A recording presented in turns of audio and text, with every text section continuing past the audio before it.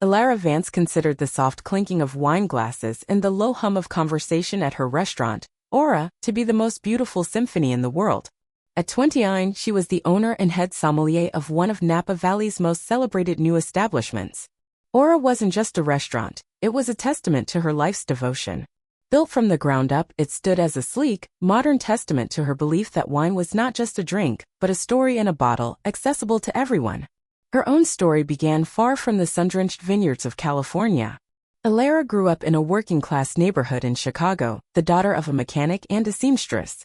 Her journey into the world of oenology started with a part-time job as a waitress in a fine dining restaurant to pay her way through community college.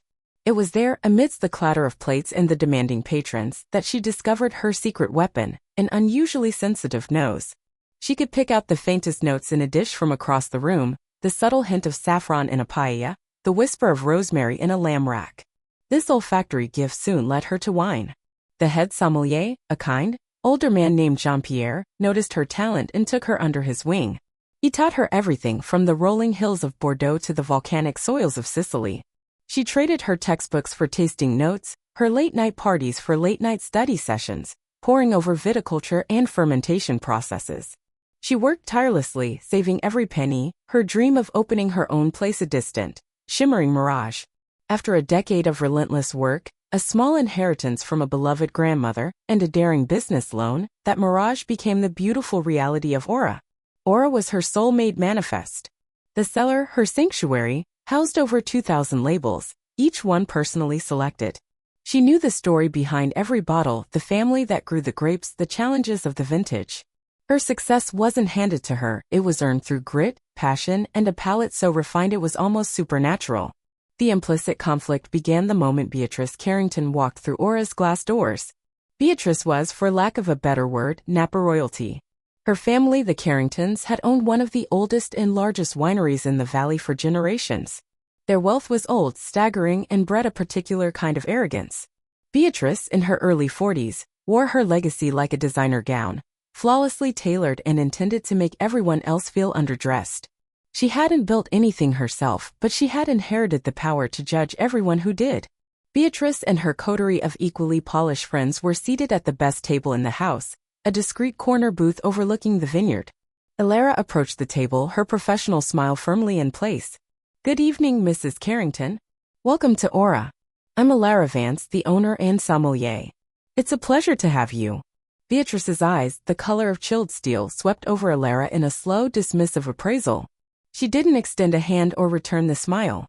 Instead, she picked up the formidable wine list, its leather cover cool to the touch. "Vance," she said, the name sounding like an unfortunate stain on her tongue. "I was told a new place had opened. I wasn't aware it was run by, well." She let the sentence hang, the unspoken, "someone like you," echoing in the space between them. One of her friends, a woman dripping in diamonds, leaned in. "Beatrice, darling, be nice. I've heard the food is divine." "The food may be, but the wine is the soul of a restaurant, is it not?" Beatrice's gaze remained fixed on Ilara. "Tell me, Miss Vance, what makes you qualified to curate a cellar in my valley? Your family doesn't own a vineyard. Your name isn't on any label I recognize. What was it you did before this?" "A waitress, I heard." The jab was delivered with surgical precision, designed to cut deep. Ilara felt the familiar heat rise in her cheeks but kept her composure. It was a skill honed over years of dealing with condescending customers. "I was Mrs. Carrington, and a cellar hand and a harvest assistant. I've worked in nearly every position in this industry to learn it from the soil up. I believe that gives me a unique perspective." Beatrice gave a delicate, disbelieving laugh. "Oh, a unique perspective. How charming. It sounds more like you're just good at drinking." The table tittered. "Very well. Since you're so experienced, impress me. I'm having the seared scallops with saffron risotto. My friends are having the duck confit and the chateaubriand. Find us a bottle. Something adequate." The word adequate was a gauntlet thrown down. It was a test, and not a friendly one. Ilara knew exactly what Beatrice was doing. She was trying to prove that Ilara was out of her depth, a pretender in a world Beatrice believed she owned. Ilara's smile tightened, but her voice remained even. "Of course. I have just the thing." She retreated towards the cellar, the condescending laughter of the table following her like a shadow. This wasn't just about a wine pairing anymore. It was about defending her journey, her expertise, and the very existence of Aura itself. And Alara Vance never backed down from a challenge. The simmering tension between Alara and Beatrice didn't boil over in the refined quiet of Aura, but in the glittering, high-stakes arena of the annual Napa Valley Vintners Gala. It was the social and philanthropic event of the year, a grand affair held in a historic stone winery where the valley's most powerful figures gathered to mingle, donate, and subtly reinforce their places in the social hierarchy. Aura had been invited to showcase a course, a significant honor that marked Alara's official acceptance into the inner circle. She felt a swell of pride as she stood by her station, her team serving a delicate amuse-bouche perfectly paired with a crisp, aromatic Vermentino. For most of the evening, things went smoothly. Alara received compliments from respected vintners, people whose books she had studied religiously. She felt a sense of belonging she hadn't dared to dream of a decade ago. But then she saw Beatrice Carrington making her way through the crowd, a shark gliding through shimmering waters. Beatrice wasn't just attending, she was the event chair, and she moved with an air of absolute ownership. The gala's centerpiece was a grand blind tasting for charity. 6 unlabeled decanters of red wine were presented on a central stage. Guests could purchase a ballot, guess the varietal, region, and vintage of each wine, and the most accurate palate would win a coveted collection of rare wines and, more importantly, bragging rights for the year. It was a beloved tradition, a test of skill and knowledge. Beatrice took the microphone. Her voice, amplified throughout the vast barrel room, was smooth as silk and sharp as glass. "Thank you all for your incredible generosity tonight," she began, smiling out at the sea of tuxedos and gowns. "Now for our little game. We all fancy ourselves experts here, don't we?" A wave of polite laughter rippled through the room.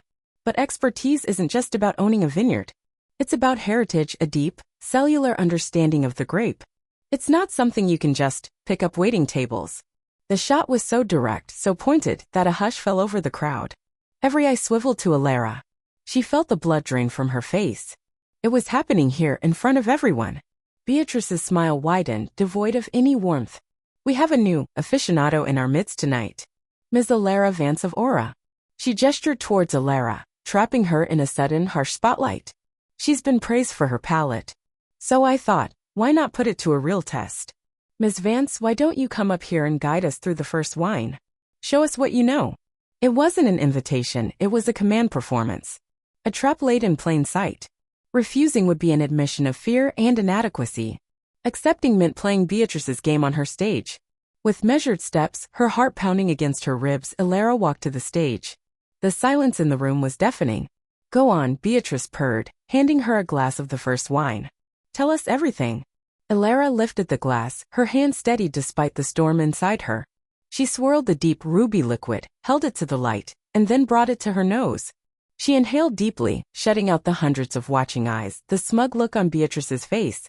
The aroma spoke to her: black cherry, ripe plum, a hint of cedar, a whisper of dried herbs, and that unmistakable scent of dusty earth, what the French called garriga. She took a small sip, letting it coat her tongue. The tannins were firm but elegant, the acidity bright. She knew this wine. It was a classic. "The color suggests a grape with significant skin contact and maturity," she began, her voice clear and professional, though it trembled slightly. "On the nose, I get dominant notes of dark fruit, specifically black cherry and cassis, layered with secondary notes of cedar, tobacco, and a distinct herbal quality, perhaps thyme or rosemary. The palate confirms this. It has a full body, well-integrated tannins, and a long finish. The structure is reminiscent of a left bank Bordeaux, but the ripeness of the fruit and the earthy undertones lead me to believe it's a New World expression. I would say this is a Cabernet Sauvignon from Napa Valley, likely the Rutherford AVA, given that dusty note. From a good, but not exceptional vintage. I'd place it at 2017. A murmur went through the more knowledgeable members of the audience. It was a solid, expert-level assessment. Beatrice, however, simply laughed. It was a high, theatrical sound of disbelief. "Oh, darling. Darling. Did you hear that? So many words. So much effort." She took the microphone back. "You see, this is what I mean. Someone who learns from books can recite all the right adjectives. But they miss the soul." She turned back to the audience. "This wine," she announced with a flourish, "is not from Napa. This is my family's private reserve. A 2016 Carrington Estate Merlot. A wine you would know, Ms. Vance, if you had any real connection to this valley." The humiliation washed over Alara in a sickening wave. Merlot. She had mistaken a top-tier Merlot for a Cabernet. It was a rookie mistake, an embarrassing one. The crowd shifted, whispers breaking out. People looked at her with pity, some with a touch of scorn. They believed Beatrice, of course. Why wouldn't they? It was her family's name on the bottle. Alara stood there, isolated under the hot lights, her credibility shattering around her. The structure felt so much like a Cabernet, Alara stammered, trying to regain her footing. The tannins, the fruit profile. Perhaps you just had too much to drink before coming up, Beatrice said sweetly, the ultimate insult to a sommelier. Don't worry. Serving wine is a perfectly respectable profession. But perhaps you should stick to that and leave the tasting to those of us who were born to it. The dismissal was absolute. Beatrice had not only questioned her skill but had reduced her entire career, her years of study and sacrifice, to a party trick performed by an upjumped waitress. She was stripped of her success, branded a fraud in front of the very community she had worked so hard to join. Alara looked out at the faces in the crowd, the powerful, the established, and saw no allies. She was alone, silenced by the casual cruelty of inherited power, her hard-won dream turning into a public nightmare. Just as Beatrice was about to dismiss Alara from the stage, a voice, calm and laced with a distinguished British accent, cut through the tense atmosphere. A fascinating conclusion, Mrs. Carrington. But I believe you may be mistaken. Every head turned towards the source of the voice. Standing near the back of the room was a man who, despite his unassuming gray suit, commanded more respect than anyone else in the building. It was Julian Croft. Julian wasn't just a wine critic, he was the wine critic. His annual report could make or break a winery. His palate was considered the gold standard, his integrity absolute. He was a self-made legend from London who had tasted more rare vintages than anyone alive and whose opinion was sought by collectors and kings. When Julian Croft spoke about wine, the world listened. A nervous ripple went through the crowd. Beatrice's perfectly composed expression faltered for the first time. Julian, she said, forcing a brittle smile. I didn't realize you were here. What a pleasant surprise. I was enjoying the evening until a moment ago, Julian replied, walking slowly towards the stage. He moved with an unhurried grace that drew all the energy in the room toward him. He didn't look at Beatrice. His gaze was fixed on the glass of wine still in Alara's hand. I find myself intrigued by this particular wine. May I? A server, wide-eyed, scrambled to pour a glass for him. The entire gala had become a silent theater with only 3 actors on stage. Julian took the glass, gave it a perfunctory swirl, and took a quick sniff. He didn't even taste it at first. He simply inhaled. He looked directly at Alara, a flicker of professional curiosity in his sharp blue eyes. You said Rutherford Cabernet 2017? Alara, still reeling from the humiliation but now bolstered by this unexpected turn, found her voice. Yes, Mr. Croft. That was my assessment. Julian nodded slowly. And you, Mrs. Carrington, he said, turning his piercing gaze on her, claim this is your 2016 Estate Merlot? It is, Beatrice said, her voice a little too sharp. From our private cellars. She was trying to stare him down, a fatal miscalculation. One did not stare down Julian Croft on matters of wine. Julian finally took a sip. He held the wine in his mouth for a long moment, his expression unreadable. The silence stretched, thick with anticipation. He swallowed. This is an excellent wine, he stated simply. Then he delivered the blow. It is, however, not a Merlot. Not from 2016. And it is not from the Carrington estate. A collective gasp went through the room. Beatrice's face went white.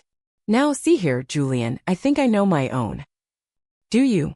Julian interrupted, his voice dropping, becoming lethally precise. Then you would know that the dominant pyrazine character, that hint of bell pepper, which is almost entirely absent here, is a classic marker for Merlot in cooler vintages. You'd know that the tannin structure is far too robust and angular for a Merlot of this supposed quality. What this wine does have, he continued, turning back to the stunned audience, is a very specific aromatic profile. Black cherry, cassis, and a particular dusty, earthy note that wine lovers call the Rutherford dust. A hallmark of the best Cabernets from that specific appellation. He paused, letting his words sink in before delivering the coup de grace. Furthermore, I know this wine intimately. I was here for the harvest. This is the 2017 Stardust Cabernet Sauvignon from the Miller family vineyard. He gestured to a quiet, unassuming couple at a table near the front who now looked as shocked as everyone else. A brilliant small batch wine from a winery that focuses on quality, not quantity. A wine, I might add, that I rated 98 points in my report last spring. an almost perfect Cabernet. To mistake it for a Merlot, he looked directly at Beatrice, his expression one of cold disdain. Is not just an error. It is an act of profound ignorance.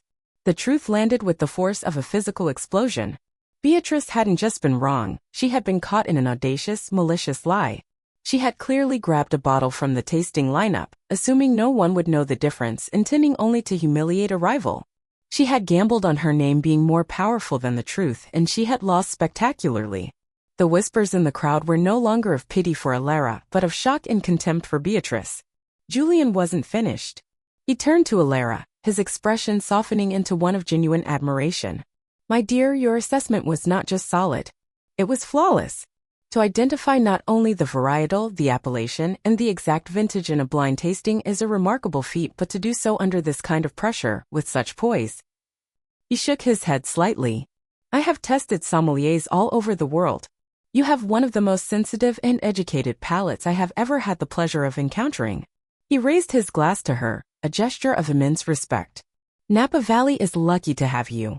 The reversal was absolute and breathtaking. In the space of 2 minutes, Alara had been lifted from the depths of public shame to the pinnacle of professional validation. The shame had transferred, with crushing weight, onto Beatrice, who stood frozen on the stage, exposed as a fraud, a bully, and a fool. The silence that had once isolated Alara now engulfed Beatrice. There was nowhere for her to hide. Her legacy, her name, meant nothing in the face of this public, undeniable truth. The moment Julian Croft raised his glass to Alara, the spell of Beatrice's power was shattered. The room, which had been deathly silent, erupted into applause. It started with the Miller family, who were on their feet, their faces glowing with pride and gratitude, and it spread like wildfire. Vintners who had offered Alara polite, non-committal smiles earlier in the evening now approached her with genuine warmth and unconcealed admiration. They congratulated her not only on her palate but on her grace under fire. Her own team from Aura, watching from the sidelines, were beaming, their shared pride in their boss and her establishment palpable. That was incredible, said Mr. Miller, his weathered hands shaking Alara's. You described our stardust as if you'd been in the barrel room with us. Thank you. Beatrice Carrington, meanwhile, seemed to shrink under the glare of the stage lights. The confidence she wore like armor had been stripped away, leaving only her raw, petty arrogance for all to see. She mumbled something that might have been an apology, but the words were lost in the rising tide of acclaim for Alara. With a final, venomous glare, she practically fled the stage, her departure a humiliating retreat witnessed by the entire Napa elite. The sound of her clicking heels was drowned out by the ovation. Her social standing, once as solid as the mountains surrounding the valley, had been fractured beyond repair. In a community built on authenticity and a connection to the land, her fraudulent performance was the ultimate sin. Later, as the gala began to wind down, Julian Croft sought Alara out. He was holding a glass of the Miller's Cabernet, swirling it thoughtfully. In my line of work, he said, his voice now gentle and conspiratorial, one grows tired of pretension. Tonight, you gave this old cynic a rare treat, a moment of pure, unadulterated truth. Alara, still feeling the aftershocks of the evening, could only offer a grateful smile. I was just describing the wine, Mr. Croft. You were defending your honor with expertise. It's the most effective weapon there is, he replied. He looked at her, his appraising gaze now holding a new level of respect. I am the honorary chairman of the International Sommelier Guild's annual conference in London this year. I would be honored if you would agree to be a keynote speaker. We have a seminar on New World wines. I believe your story and your palate would be inspirational. The offer was staggering. It was an opportunity that would place her on the world stage, an affirmation of her status that went far beyond the confines of Napa Valley. I would be honored, Mr. Croft. Thank you. The honor is mine, he said. People like Mrs. Carrington believe that taste is inherited. You and I know it is earned. Through work, through passion, through humility. He gestured around the room. They won't forget what happened here tonight. Character is a vintage that everyone can recognize. Returning to her restaurant late that night, Alara walked through the quiet dining room of Aura. The tables were empty, the glasses polished and waiting for tomorrow. But the space felt different. It felt more hers than ever before. The confrontation had been a trial by fire, an ordeal she wouldn't wish on anyone, but she had emerged from it stronger, more confident, and with her self-worth forged into something unbreakable. The whispers of just a waitress had been silenced for good, replaced by the resounding endorsement of a legend and the genuine respect of her peers. She had not only regained her honor, she had discovered a new level of it. Her success was no longer just about building a business, it was about proving that a passion cultivated in the humblest of beginnings could shine brighter than a legacy built on nothing but a name. The weeks following the Vintners Gala transformed Alara's life. The story of Beatrice's failed gambit and Julian Croft's stunning intervention became the talk of the valley and beyond. Aura was inundated with reservation requests, booked solid for months by diners eager to experience the restaurant run by the woman with the flawless palate. The Miller family, eternally grateful, gave Aura the exclusive restaurant rights to their Stardust Cabernet. The wine, now legendary, became a pilgrimage bottle for enophiles, and every glass poured felt like a quiet tribute to the truth. Beatrice Carrington, on the other hand, faded from public view. She resigned as chair of the Vintners Gala, and whispers circulated about her family's winery struggling to distance itself from her embarrassing display of hubris. She became a cautionary tale told over glasses of wine in tasting rooms across Napa, a reminder that in a world that valued authenticity, arrogance was a poison that soured even the oldest vintages. Months later, Alara stood on a stage in a grand hall in London, looking out at the faces of the world's most accomplished sommeliers, vintners, and critics. She was no longer the isolated figure under a harsh spotlight, but the keynote speaker at the International Sommelier Guild's conference. She told her story, not with anger or resentment, but with the quiet confidence of someone who had earned her place. She spoke of her beginnings as a waitress, not as a source of shame, but as the foundation of her education in service, observation, and humility. She spoke of wine not as a luxury product, but as a great connector, a story of the soil, the climate, and the people who tended the vines. Her speech was met with a standing ovation, a wave of respect that crossed oceans. Afterward, Julian Croft introduced her to a small group of investors. They weren't the typical venture capitalists. They were patrons of the culinary arts, known for backing talent and vision over quick profits. "We followed your story, Ms. Vance," said the lead investor, a woman with a warm, intelligent smile. "What impressed us was not just your palate but your integrity. We don't invest in businesses, we invest in people. We believe in you. Have you ever considered creating a wine of your own, not just curating them?" The suggestion landed in Alara's heart with a profound resonance. It was the one dream she had never been audacious enough to speak aloud. To go from serving wine to creating it was the ultimate culmination of her journey. A year later, Alara stood on a small hill overlooking a plot of land that was now hers. It was a modest vineyard, just a few acres of prime Rutherford soil, not far from where the Millers grew their Stardust. The first tender green shoots of her own Cabernet Sauvignon vines were just beginning to reach for the California sun. The investment had allowed her to expand Aura, but more importantly, it had allowed her to close the circle. She was no longer just Alara Vance, the owner of Aura. She was a vintner. The girl from a working-class Chicago neighborhood who had been told she was just good at drinking was now crafting a story from the earth itself.